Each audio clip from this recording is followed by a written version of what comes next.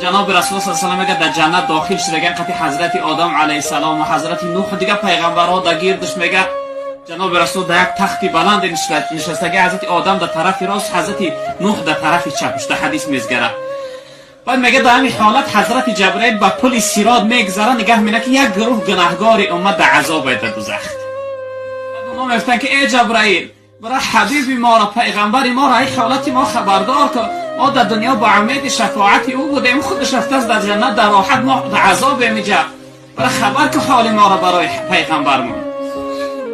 میگه جناب وقتی جبرئیل میرفته در جنت میدونه که جناب رسول در سرش یک تاج نور موندگی حضرت نوح در یک پیمانه جنت میگم شربت های جنت